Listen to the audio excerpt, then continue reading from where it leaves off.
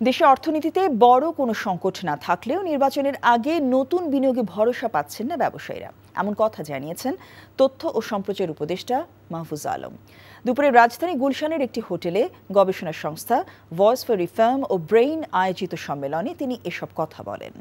অনুষ্ঠানে অর্থনীতিবিদরা জানান, মানুষের আয় বাড়লেও আয়ের চেয়ে বাজারে মূল্যস্ফীতি বেড়েছে বেশি, তাই অর্থনৈতিক প্রবৃদ্ধি হলেও সমাজে বৈষম্য বাড়ছে।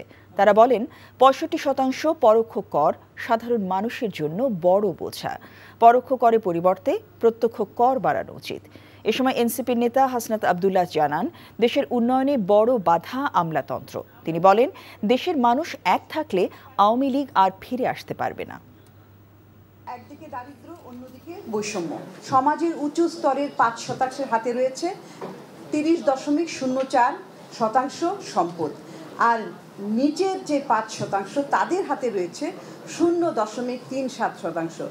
ব্যবসা বাণিজ্য ভালো হবে, কারণ হচ্ছে এখানে আসলে ট্রাস্টের ইস্যু আছে প্রতিষ্ঠানগুলো, কারণ নির্বাচন হবে, সবাই অপেক্ষা আছে নির্বাচন হলে তারপরে তারা ইনভেস্ট করবে।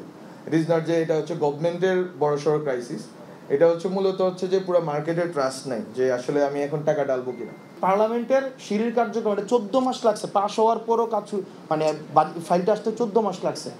এখন এই জিনিসগুলো আপনার কাছে মনে হতে পারে খুবই সিলি বিষয়, কিন্তু যদি ব্যুরোক্রেট আমরা গতিশীল না করতে পারি, আমরা তাদেরকে আসলে প্রতিপক্ষ বানাচ্ছি না।